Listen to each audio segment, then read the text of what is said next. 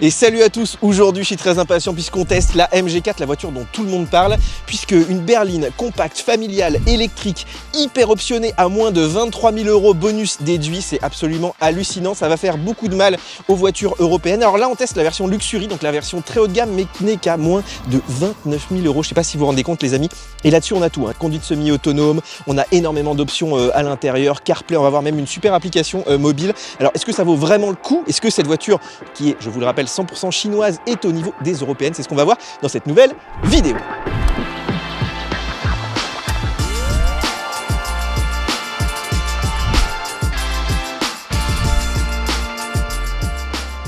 Alors en termes de look, c'est vrai que le dessin est assez clivant, moi je dirais que c'est un peu comme les voitures japonaises, soit on aime soit on n'aime pas, surtout là dans la couleur orange. Alors ici on a une version beaucoup plus sage en gris comme ça, qui est un peu plus passe-partout, mais voilà, les petits spoilers avant et arrière, les vitres surteintées derrière de série dès la version intermédiaire. Moi j'aurais aimé peut-être des roues un petit peu plus grandes pour renforcer son caractère de profil, mais en tout cas j'aime beaucoup ce coup de crayon, vous me direz ce que vous en pensez dans les commentaires. Alors moi les jantes, je les aime bien, elles sont assez stylées, mais en fait c'est des enjoliveurs, et oui ça c'est un petit bout de plastique, et du coup on peut le retirer, donc je vais vous montrer ici. En fait c'est tout simple, hein, c'est simplement un petit enjoliveur, comme les jantes aéro chez Tesla.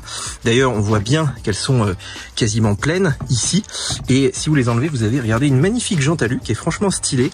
Donc voilà, si vous voulez avoir une voiture un peu plus jolie, même si celle-là franchement je les trouve pas si mal, mais voilà, pour l'été, pour les petites balades, ça peut être sympathique. Alors c'est une voiture qui est assez courte, on est à 4,28 m, c'est comme la Mégane E-Tech. Par contre on a un énorme empattement, hein, l'espace entre les deux roues, ça favorise l'espace à bord. On a un très bon rayon de braquage, 10,60 m, et ça je vous garantis que pour sortir d'une place, pour tourner là sur les petits chemins, c'est vraiment très pratique, hein, c'est lié à la propulsion. Alors c'est une voiture qui est assez basse, ça c'est plutôt bien pour l'aéro. Par contre elle est très lourde, on est quasiment à 1,7 tonne, on est quasiment sur le poids de la Tesla Model 3, et ça en électrique en général on n'aime pas trop. Alors c'est une voiture qui est très techno, regardez, on a tout ce qu'il faut pour la conduite semi-autonome, des caméras, des radars à l'avant, on a même ici une caméra pour la vision à 360 degrés, et puis je me baisse là, dans la calandre on a des petits volets actifs, ça permet de refroidir la batterie. On a aussi des feux, alors ils sont pas Matrix LED mais ils sont LED, ils éclairent vraiment très bien, même si le système automatique là, entre les feux de route et feux de croisement est quand même pas terrible, ça arrête pas de clignoter quand il y a des voitures en face.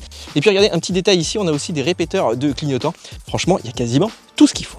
Alors regardez, on ouvre le capot d'une façon assez classique, forcément, puisque ici c'est pas prévu pour être ouvert, hein. Il n'y a pas de frunk, en fait il n'y a aucun espace pour ranger ces câbles, ce qui est un petit peu dommage, parce qu'en fait sous le cache là on a de la place, donc il y a des entreprises qui prévoient d'en commercialiser, donc voilà, restez bien à l'écoute. Je voulais quand même ouvert pour vous montrer que là-dessous il y a une pompe à chaleur, donc ça à ce niveau de gamme c'est vraiment pas mal, et surtout elle est disponible, hein, de série sur les versions haut de gamme, donc moi je vous conseille de la prendre si vous habitez dans des contrées un petit peu froides, puisqu'en hiver ça permet quand même de gagner en autonomie. Alors la partie arrière est assez torturée, mais bon moi je crains pas, c'est assez sympa. En plus ce double béquet là donne un look assez sportif, ça c'est uniquement sur les finitions hautes. Regardez, on a des petites LED là très stylées, ça c'est des choses qu'on voit plutôt sur le haut de gamme. Par contre on n'a pas d'essuie-glace, donc voilà, suivant les périodes ça peut être un petit peu compliqué. Le coffre, alors il est manuel malheureusement, et il a une contenance on va dire moyenne, ça va, on est dans la moyenne, mais on a quand même un petit espace ici pour ranger ses câbles. Vous voyez qu'on a aussi un petit gonfleur, donc voilà, je dirais que pour une famille avec un voire deux enfants ça passe. Et vous voyez qu'en repliant les sièges là on a un parfait plancher plat, on peut même mettre un vélo électrique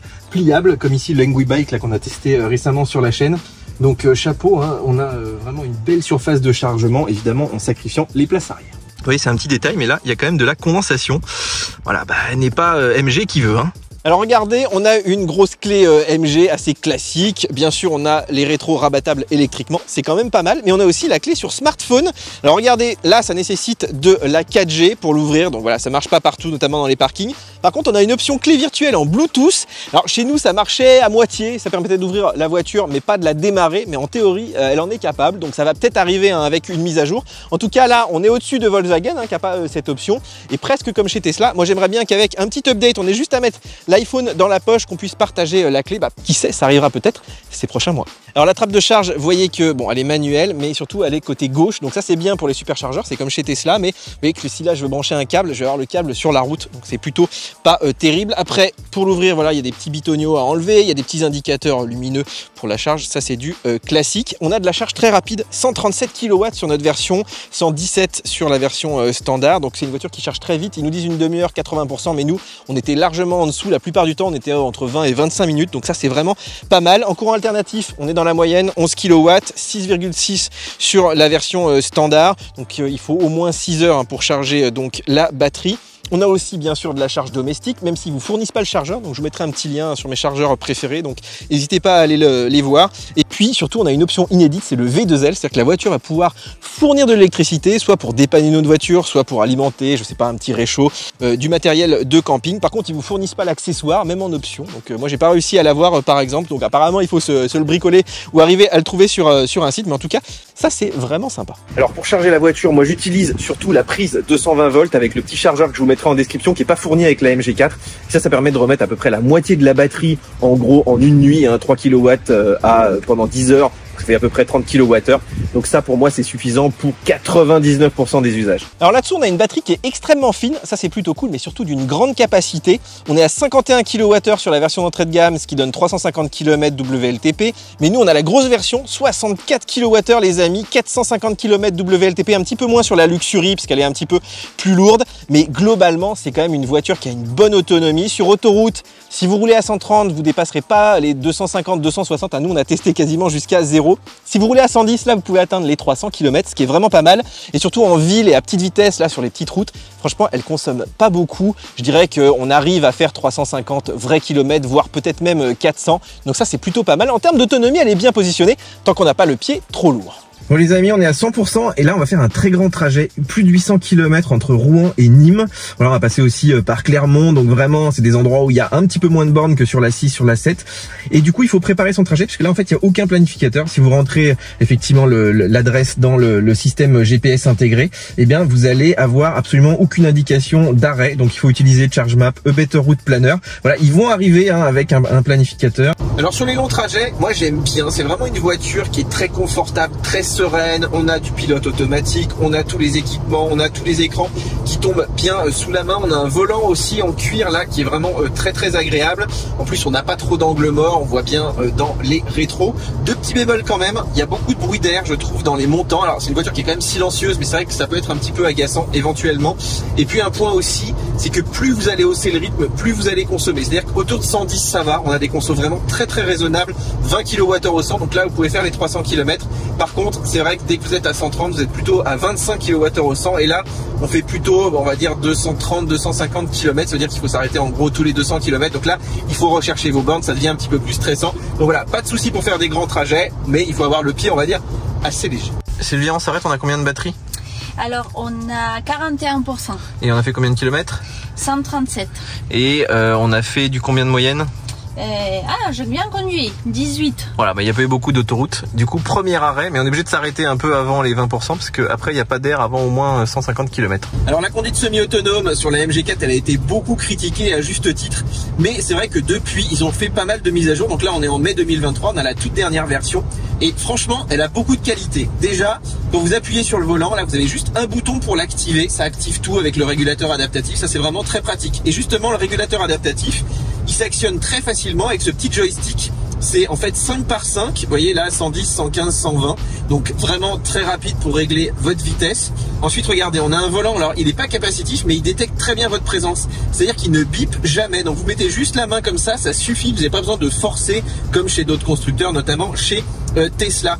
Ensuite on a regardé une vue 3D ici, là encore comme chez les plus grands constructeurs, avec les 3 voies de circulation, il reconnaît même les poids lourds, les motos, donc c'est très rassurant de voir ce que voit la voiture. Ensuite regardez, je mets le clignotant là, il va pas freiner, il va accélérer même s'il y a des voitures devant, donc là aussi c'est vraiment très sympa.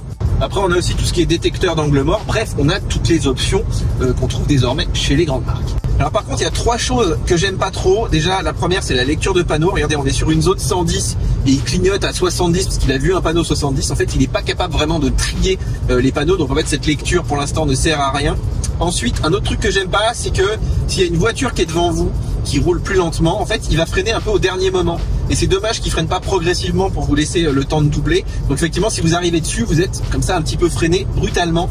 Et puis le troisième point c'est la fiabilité générale. Il y a pas mal de gens qui trouvaient qu'effectivement c'était parfois même dangereux ce pilote semi-autonome. Alors en fait c'est vrai dans des situations un petit peu compliquées, quand il voit pas bien les traits, quand il y a trop de soleil, vous allez des fois avoir le volant qui vibre un petit peu, des fois il va se mettre bien trop sur la droite, des fois il va même prendre des sorties sans vous prévenir, ou pire que ça il va se déconnecter d'un coup comme ça sans rien vous dire. Et c'est vrai que si vous n'êtes pas bien attentif, vous pouvez avoir quand même des mauvaises surprises. Donc je dirais que dans l'ensemble, c'est pas du tout rédhibitoire, on s'en sort, c'est quand même un bon pilote semi-autonome. Mais par contre, c'est vrai qu'il y a quand même des dangers potentiels, donc il faut vraiment toujours être attentif derrière son volant. J'espère que ça va être corrigé, hein. C'est déjà le cas, ils ont déjà beaucoup corrigé tout ça. Donc il n'y a pas de raison que ça s'améliore pas. Oula, vous voyez les amis, là, il a vraiment failli nous mettre dans le décor. Et là, si je le laisse, regardez comme il panique. Ça, c'est vraiment très dangereux, ça devrait pas exister sur une voiture moderne. Alors regardez, là j'ai le régulateur à 110 et pourtant il me descend à 106, des fois encore un petit peu moins. Tout simplement parce que dès que ça tourne, il a du mal à maintenir la vitesse. Regardez, maintenant on n'est plus qu'à 105, alors qu'il n'y a aucune raison, il n'y a pas de voiture devant, rien du tout, aucun obstacle. Et j'avoue que c'est un peu casse-pied, alors on peut toujours réaccélérer, mais quand même ça, ce serait bien aussi qu'il le corrige. Sylvia, on a fait combien de kilomètres? Alors on a fait 152 km. Donc on est parti à 70%, on est arrivé avec combien?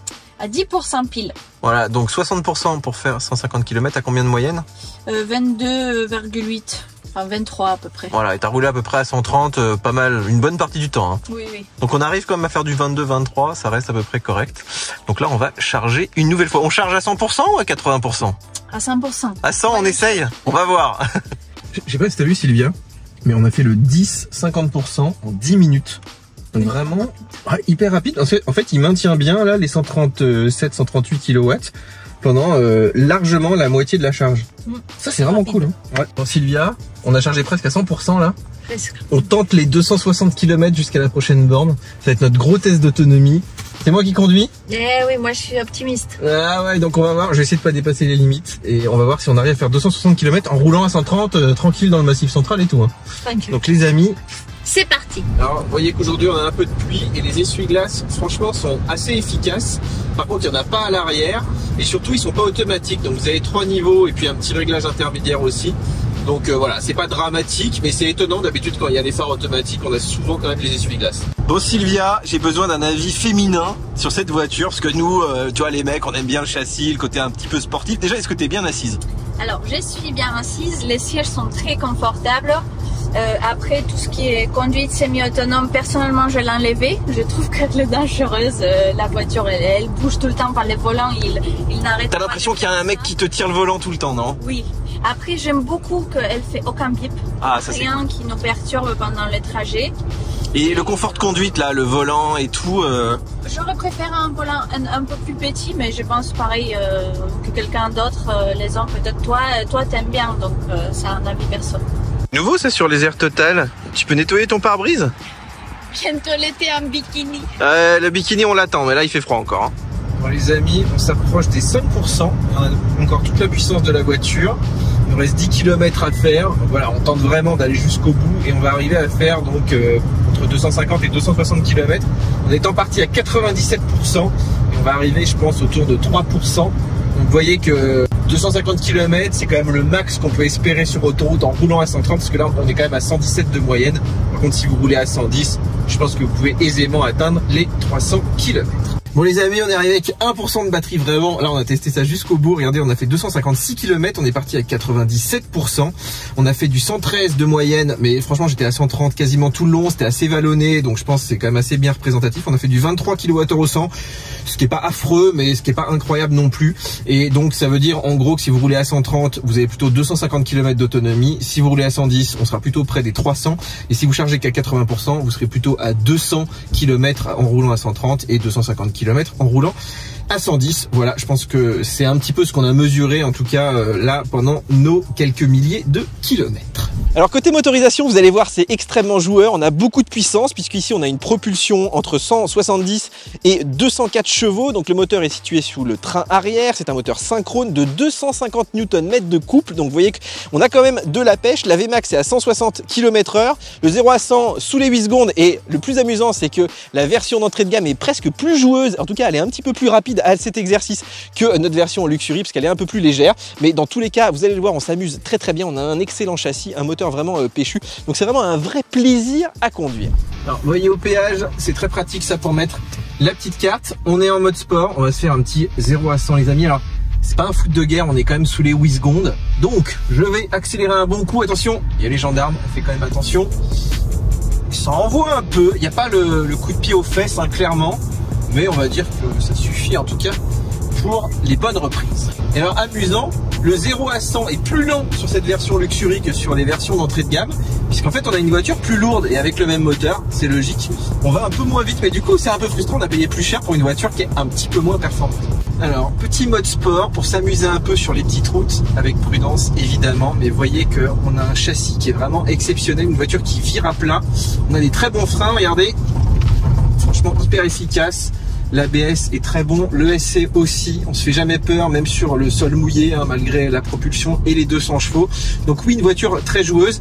Et d'ailleurs, la plus joueuse, ce sera plutôt l'entrée de gamme, puisqu'elle est plus légère. Et voilà, elle a un petit peu moins d'autonomie. Moi, franchement, la Luxury, j'adore. Alors en ville, c'est une voiture qui est très pratique, elle est pas très large, elle a un super rayon de braquage, hein, comme l'ID3, ça c'est lié à la propulsion. En plus, regardez ici, à petite vitesse, on a comme ça des écrans qui s'affichent pour vous permettre de voir s'il y a des cyclistes qui arrivent sur les côtés, donc ça c'est vraiment très bien. En plus, c'est tout automatique. Moi, ce que j'aimerais, c'est la one pédale, c'est-à-dire la conduite 100% à pied, puisque quand je relâche, vous voyez qu'elle s'arrête pas, il faut freiner, mais ça ils l'ont promis, ça devrait arriver très bientôt. Alors dans les embouteillages, la voiture, regardez, s'arrête toute seule, elle va jusqu'à l'arrêt complet et elle redémarre aussi toute seule sans que vous ayez rien à faire, il n'y a pas besoin d'appuyer sur l'accélérateur, donc c'est plutôt pas mal. Et puis je la trouve relativement fiable au niveau des lignes, donc oui c'est utilisable dans les embouteillages, faut quand même toujours être bien attentif, surtout là dans les grandes villes. Alors regardez là, on va essayer de faire un demi-tour sur une route qui est assez étroite, mais il faut qu'on monte sur un petit talus, donc on va être un peu en dévers, la roue va patiner, donc on va voir si le SC est efficace ou pas là-dessus. Vous vous rappelez avec la Smart on avait un petit peu galéré. Alors vous voyez là on a un exemple typique, on a une roue donc qui patine, une autre qui a de l'adhérence, mais la voiture avance pas puisqu'on peut pas bloquer le différentiel et il le fait pas électroniquement. Donc le SC est pas forcément terrible pour se tirer de ce genre de situation, donc faut faire vraiment très attention quand vous êtes sur des chemins comme ça, quand il y a de la boue, de la neige, à pas vous mettre les deux roues enlisées puisque vous aurez du mal à ressortir. Allez c'est parti, hop, on rentre dans la voiture. Et on s'installe à bord de cette magnifique MG4. Vous voyez que les écrans sont de bonne taille, on a aussi des jolies petites animations et c'est parti pour découvrir l'intérieur de cette voiture. Bon, nous voici à bord de cette MG4, mais écoutez, qui présente plutôt bien. Alors Sylvia me disait que ça faisait plus voiture de mec que effectivement Fiat 500, c'est vrai, surtout avec ces petits laquages, ce côté voilà très cuir, alu, brossé, mais en tout cas je trouve que c'est sobre, c'est assez chic et franchement les finitions sont très bonnes. Regardez les petits boutons sur le volant. Alors c'est vrai qu'on a quand même pas mal de plastique dur, mais ça permet aussi d'avoir une voiture un petit peu plus légère, même si regardez ici on a des plastiques moussés, même chose là sur le tableau de bord, là c'est piano black alu, effectivement c'est assez dur au niveau de la console centrale, mais regardez les sièges, alors là on est dans la version Luxury donc c'est du simili cuir, mais c'est extrêmement bien fini, bien assemblé avec des petites surpiqûres, d'ailleurs des surpiqûres on en retrouve ici hein, au niveau des portières, regardez ce petit aspect bleuté qui est assez stylé, regardez les portières qui sont bien rembourrées et on a même de la feutrine ici dans le porte-lunettes et regardez moi c'est l'exemple que je prends souvent, c'est le pare-soleil, bah écoutez, là aussi il est extrêmement bien fini. Franchement, on n'a pas du tout l'impression d'être dans une voiture low cost. Alors là, on est dans la version Luxury et on a un rétroviseur électrochromatique. C'est hyper pratique pour pas être ébloui par les autres véhicules qui vous suivent.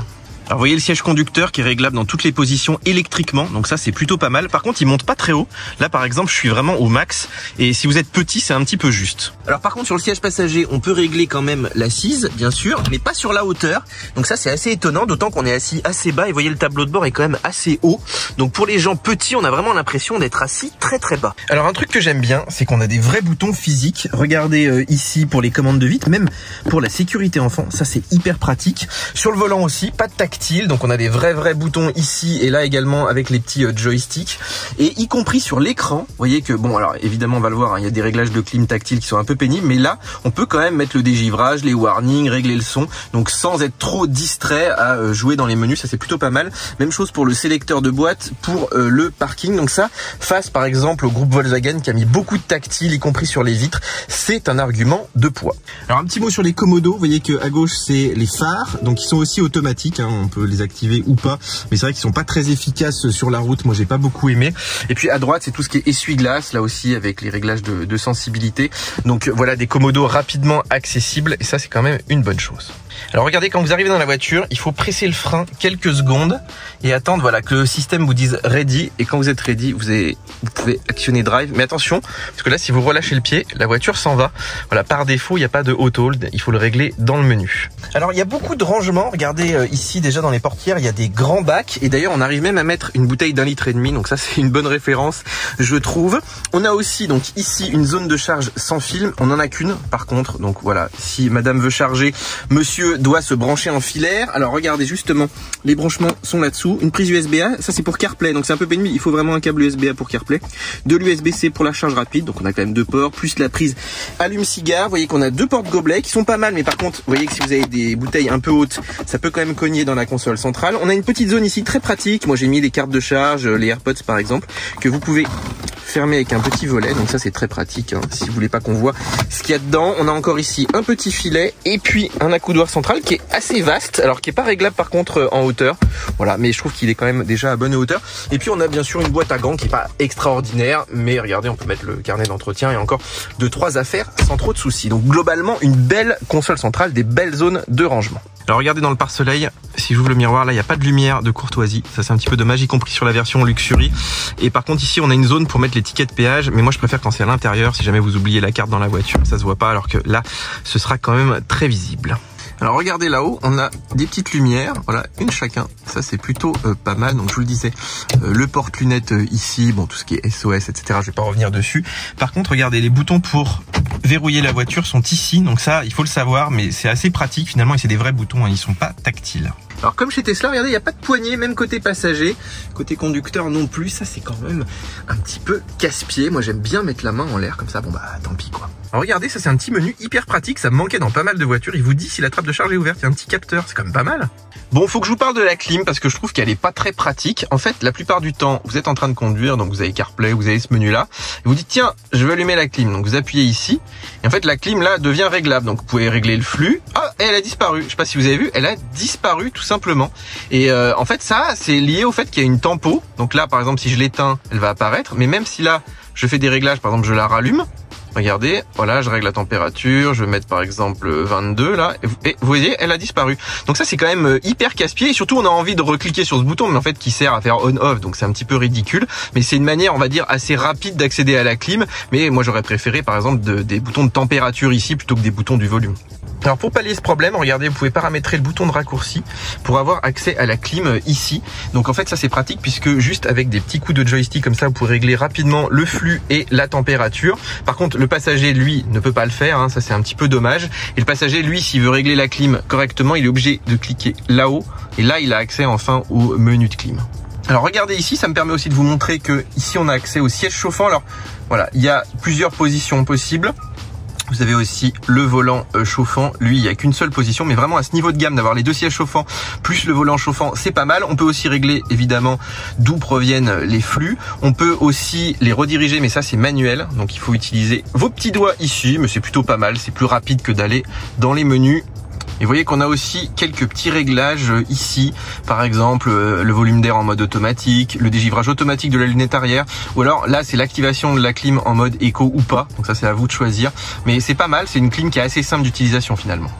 Alors le sélecteur de boîte, vous voyez qu'il est ici, il est quand même assez loin hein, par rapport, si vous avez vraiment le bras court, ça peut être un peu handicapant, surtout pendant les manœuvres. Donc vous voyez ici, il faut bien mettre le pied sur le frein pour reculer, pour avancer. Là c'est le mode parking, donc il est assez simple d'utilisation.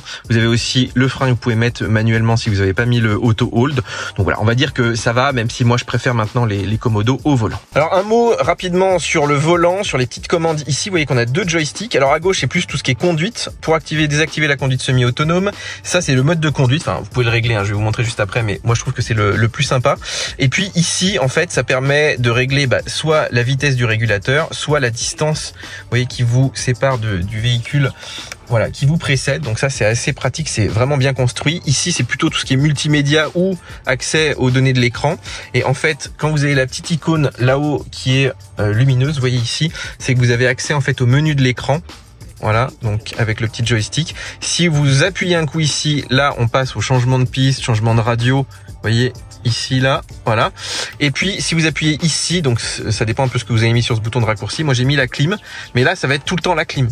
Donc effectivement dès que vous allez appuyer ici, vous allez avoir accès à la clim. Si vous voulez désactiver cet accès rapide à la clim, il faut cliquer là-dessus. Vous voyez que ça vous met désactivé. Bon, c'est un petit peu mal traduit, mais globalement, il faut jongler pas mal. En fait, ce joystick, on l'utilise pour beaucoup trop de choses, je trouve. Donc c'est simple, mais ça devient compliqué finalement. Alors, ce petit écran, qui est pas si petit d'ailleurs, sous le volant, regardez, il est quand même de bonne taille. Il est assez visible, même si vous êtes grand. Donc ça, c'est plutôt pas mal. Par contre, voilà, si vous bougez le volant, il bouge pas avec le volant, contrairement à Volkswagen. Ça, c'était quand même pratique. Donc là, il faudra vraiment ajuster le volant. Vous voyez qu'il est très complet. Sur la gauche, on a la représentation 3D, comme chez Tesla. Il voit même, voilà, les camions, les motos, etc. Donc c'est vraiment très bien fait.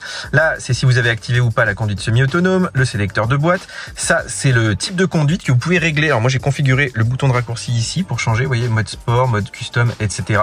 Ici, on a le pourcentage de la batterie, l'estimation en kilomètres. On a les deux valeurs. Ça, c'est vraiment pas mal. Évidemment, la vitesse, la lecture de panneau. Alors moi, que j'ai désactivé, mais il faut le réactiver à chaque fois. Enfin, le désactiver à chaque fois plutôt. Donc ça, c'est assez pénible d'ailleurs, puisque ça marche vraiment pas bien et puis ça clignote si jamais il a l'impression que vous n'êtes pas à la bonne vitesse. Là, vous avez le seul endroit qui est personnalisable. En fait, regardez ici, avec la petite touche là, vous pouvez faire varier ça. Donc soit avoir par exemple, donc depuis le démarrage, depuis la dernière charge, toutes les consommations. D'ailleurs, on peut voir qu'on est à 20,7 sur les 1200 km que j'ai fait jusqu'à présent. Vous pouvez aussi afficher la navigation. Vous avez un petit menu de réglage pour la luminosité, les seuils de vitesse, etc. Vous pouvez afficher la musique aussi. Bon, vous avez également aussi, regardez, la pression des pneus. Ça, c'est vraiment pas mal sur une voiture de cette gamme. Moi, je préfère laisser la consommation. Par contre, si vous voulez passer de la consommation, regardez sur le volant, au volume. Donc là, le volume, c'est réglable ici, en fait, avec les petites touches. Donc ça, c'est pour changer de piste. Et puis ça, c'est pour le volume. Vous voyez ici. Et en fait, le problème, c'est qu'on passe son temps à switcher du coup avec ce petit bouton. C'est pas forcément un modèle d'ergonomie. On termine avec ici le pourcentage de power. Donc ça vous permet aussi d'ajuster un petit peu la puissance sur la pédale. Effectivement, ça permet aussi de réduire un peu la consommation. Si vous êtes autour, par exemple, voilà, de 25-30% de power, vous vous dites là, je consomme pas trop. Mais si vous êtes plutôt autour de 50, là, c'est pas forcément terrible. Bon, on passe à cet écran central de 10 pouces qui est plutôt joli, qui est plutôt, regardez, d'une bonne définition. Donc ça, c'est plutôt pas mal, même si je le trouve un peu étriqué sur la hauteur. Alors il est pas très réactif, vous voyez, c'est un peu poussif tout ça. Regardez, par exemple, je l'ai dans CarPlay là. Voilà, une fois sur deux ça marche pas, donc il faut souvent faire le clic 2 fois, vous voyez. Ça, c'est un petit peu pénible. Sinon, moi, j'aime bien l'interface. C'est plutôt cool, à part que les polices sont quand même assez petites. Hein, vous voyez, là, pour cliquer dans les menus, c'est pas forcément évident. Et puis, je trouve qu'il y a des trucs un peu bizarres. Par exemple, regardez ici, cette petite icône pour les anti-brouillards. On se demande un petit peu ce qu'elle fait là. La clim, ça aurait été intéressant de l'avoir en permanence en dessous plutôt que d'avoir un petit menu ici. Là, en plus, c'est pas réglable. Hein, c'est vraiment juste pour accéder à la clim. Donc, voilà, en termes d'ergonomie, de rapidité, c'est pas rédhibitoire. Mais vous voyez, regardez, encore un petit exemple là. Là, je veux revenir à la home, je sais pas pourquoi ça ne clique pas. Alors la navigation, contre toute attente, bah écoutez, je la trouve plutôt pas mal. En plus, c'est assez réactif, le design est assez sympa, donc c'est plutôt bien fait. Ce qui est dommage, c'est qu'il n'y ait pas de planification d'itinéraire, donc du coup, je l'ai pas trop utilisé, puisque par rapport effectivement à Google Maps, c'est quand même un peu moins bien, hein, faut pas se leurrer non plus. Ce qui est encore plus étonnant, c'est que regardez, il a les bornes. Donc là, par exemple, ici, il va nous trouver du Ionity, vous voyez. Donc il les connaît bien, donc c'est assez étonnant effectivement qu'il n'arrive pas à nous faire un planificateur d'itinéraire. En tout cas, il y a quand même les infos, hein, si vous voulez par exemple aller à Ionity ici, vous voyez qu'il a toutes les infos, etc. Bon, il n'y a pas l'occupation et tout, mais c'est déjà pas mal. On peut même regarder filtrer les réseaux de charge. Donc c'est assez amusant. Là par exemple, il va chercher que chez Ionity, même sur la vitesse de charge. Bon, il faut aller dans les menus, hein, c'est quand même pas très simple de ça. Mais je dirais qu'il y a un petit peu tout ce qu'il faut pour faire de la planification d'itinéraire finalement. Et une fois qu'il y aura de la planification d'itinéraire, ce qu'ils nous ont promis quand même, eh ben, je pense que ça ira tout à fait. Mais c'est vrai que là, en attendant, bah, c'est un petit peu un GPS qui sert à rien. Mais bon, voilà, il est par défaut. C'est quand même mieux que rien si jamais vous n'avez pas CarPlay. Alors un mot sur CarPlay qui, vous le voyez, est filaire. Donc on est obligé de brancher son smartphone. Et surtout, ce qui est pénible, c'est que regardez, on n'a aucun menu de la voiture apparent. Donc il faut cliquer toujours sur ce petit menu pour revenir ici. Et ça, c'est vrai que c'est un petit peu casse-pied quand même, puisque regardez, là, on peut accéder à CarPlay facilement. Voilà, si je clique, vous voyez qu'il y a un petit temps quand même. Mais là, on est un peu bloqué. Donc par exemple, pour régler la clim, ici, on n'a aucun autre moyen si ce n'est d'aller ici. Mais là, vous vous rappelez, le menu disparaît quand même assez vite et il revient sur CarPlay. Donc on peut régler avec le volant, mais voilà, il y a souvent des petits problèmes d'interface quand vous êtes tout le temps sur CarPlay. Bah, par exemple, pour régler la clim, c'est un petit peu compliqué parce qu'en vrai, le vrai chemin, c'est ici et après la clim. Bon, on fait un petit peu le tour de 2-3 réglages. Je voulais vous montrer notamment ici, on a une gestion d'utilisateur. Donc on peut avoir théoriquement plusieurs comptes. Ici, on peut en rajouter, on peut se déloguer. Par contre, après, j'ai l'impression que ça manque quand même un petit peu de données pour l'instant. Mais voilà, en tout cas, il y a tout ce qu'il faut pour avoir du multicompte, pour avoir des réglages avec aussi l'application mobile. Alors je voulais aussi vous montrer la caméra à 360 degrés qui est vraiment pas mal. Déjà on a les deux vues, donc la vue avant ou arrière, enfin vous pouvez changer en fait ici. Donc vous voyez, on a toutes les caméras autour de la voiture, donc ça c'est plutôt pas mal. Et sachant aussi que la Bird View, vous pouvez la mettre en plein écran. Donc voilà, bon, on voit pas vraiment, c'est pas un vrai plein écran, hein, mais c'est déjà pas mal comme vue. Et puis, regardez ici, on peut voir où on pose les roues. Alors, c'est pas hyper précis, c'est pas très close-up, hein, mais je dirais que dans l'ensemble, ça permet quand même de bien se repérer. Et franchement, à ce niveau de prix, hein, même chez Tesla, on peut pas faire tout ça.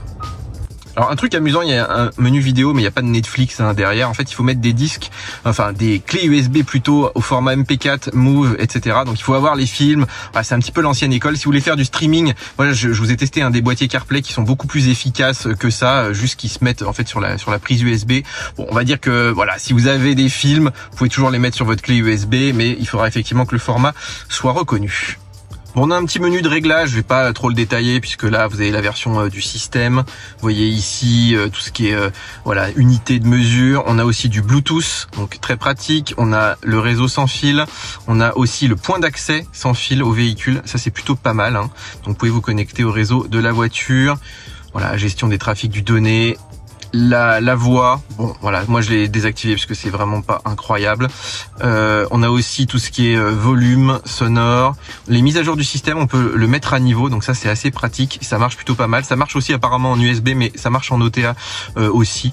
Donc voilà, un menu assez clair hein, finalement, regardez, il y a tout ce qu'il faut. Alors le menu véhicule, c'est celui qui va nous intéresser le plus et vous pouvez le retrouver ici, ça c'est présent tout le temps, donc c'est assez pratique. D'ailleurs regardez, je vais cliquer dessus s'il veut bien, bah voilà, regardez, encore un écran qui répond pas. Alors peut-être qu'ici ça répond, voilà, il doit être un peu moins chaud.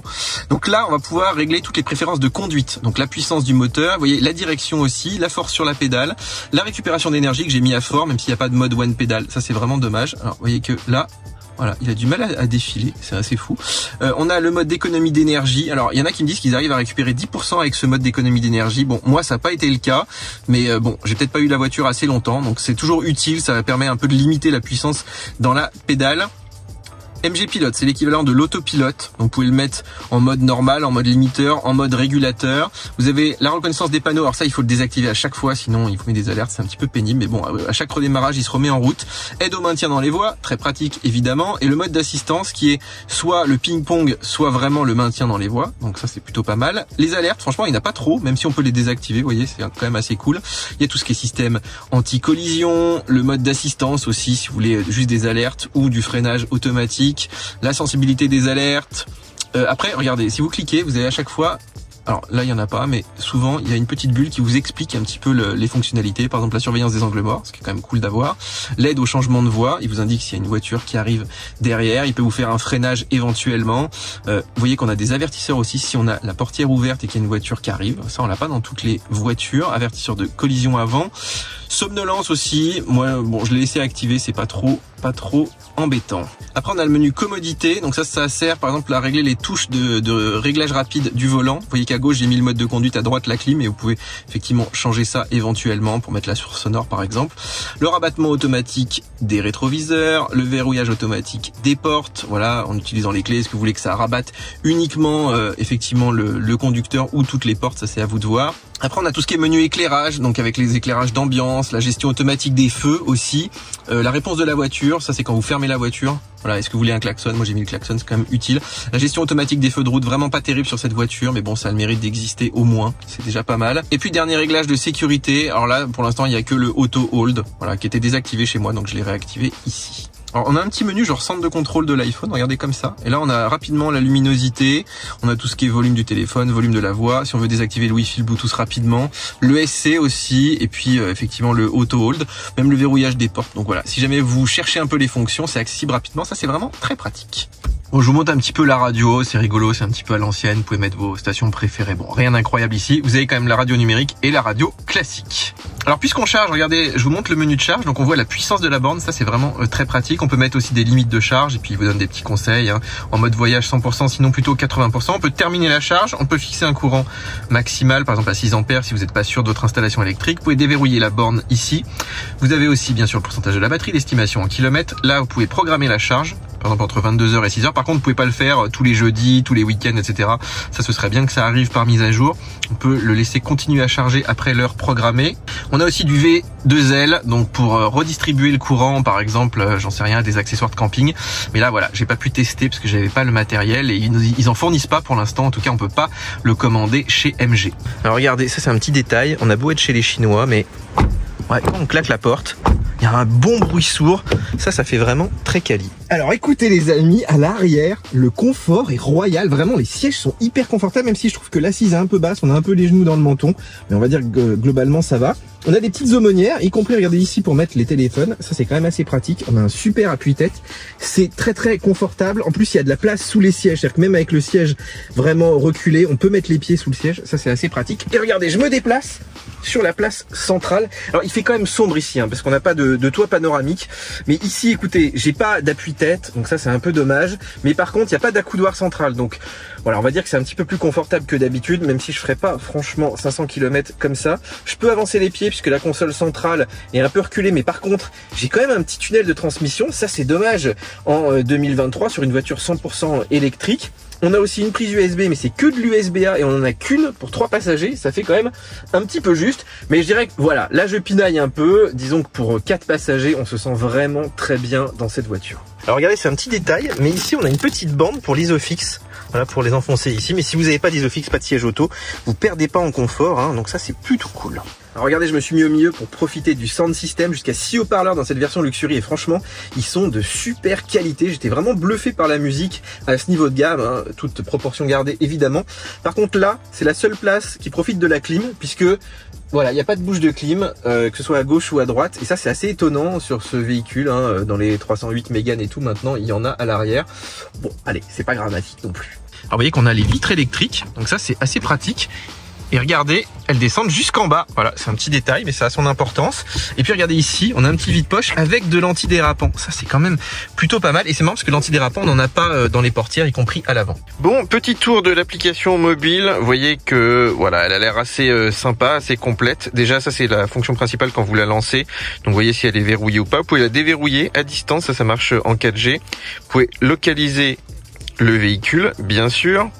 Vous pouvez aussi mettre la clim. Alors ça par contre moi ça marchait pas bien, donc peut-être que c'est encore buggé. Par contre il faut entrer votre code à chaque fois.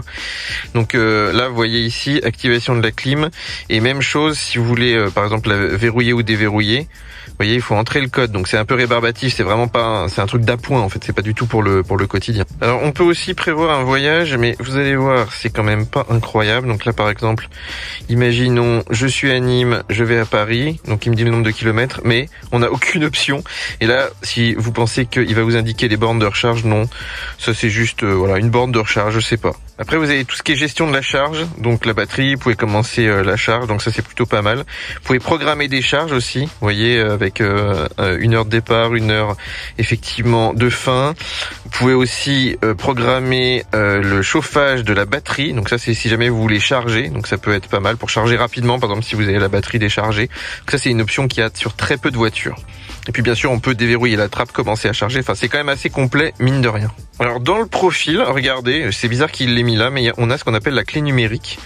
Donc là qui est connectée en Bluetooth, mais malheureusement c'est très manuel, c'est-à-dire que là vous pouvez démarrer la voiture ou l'arrêter. Vous pouvez déverrouiller ou verrouiller la voiture. Donc ça aussi ça va fonctionner. Ça c'est du Bluetooth pur. Donc ça va bien marcher dans les parkings souterrains, etc. C'est plutôt pas mal d'avoir ça, mais c'est encore de l'appoint, c'est-à-dire qu'il se connecte pas automatiquement comme chez Tesla par exemple. Alors ça c'est un truc pas mal, vous pouvez faire un scan de la voiture et vous voyez qu'il check absolument tous les paramètres, y compris la pression des pneus, voilà, si tout est bien fermé aussi. Alors par contre vous pouvez vraiment rien faire, hein. Mais ça c'est pas mal, hein, d'avoir la pression des pneus, la température, le voltage de la batterie. Donc voilà, si jamais vous avez un souci, il vous le dit directement dans l'appli. Alors après une semaine au volant de cette MG4 et plusieurs milliers de kilomètres, est-ce que je vous conseille cette voiture? Bah écoutez, c'est un vrai coup de cœur. En tout cas, elle est très bien optionnée, elle est vraiment pas chère, elle est absolument sans concurrence, les amis. Donc allez l'essayer si elle correspond à vos besoins. Moi je dirais que voilà, si vous avez besoin d'une conduite semi-autonome vraiment très fiable, que vous faites vraiment des très grands trajets, que vous partez très souvent en vacances, en week-end, elle est peut-être un petit peu juste quand même. Mais c'est vrai que pour le reste, vraiment les constructeurs européens ont du souci à se faire, les amis. En tout cas, dites-moi en commentaire ce que vous pensez de cette MG4 et pour ceux qui l'ont, si vous en êtes ravis ou pas. Et voilà les amis pour ce test de la MG4, j'espère qu'il vous a plu. En tout cas, il est réalisé de manière indépendante, donc n'hésitez pas à nous soutenir en prenant un abonnement VIP, c'est très important pour financer notre travail. Vous êtes des milliers à le faire, merci vraiment à tous ceux qui participent à ça. Et bien sûr, nous on se retrouve très bientôt pour de nouveaux essais. En attendant, n'oubliez pas de liker, de vous abonner à la chaîne, de télécharger nos applications mobiles. Et nous on se retrouve très bientôt pour de nouveaux essais. Ciao ciao.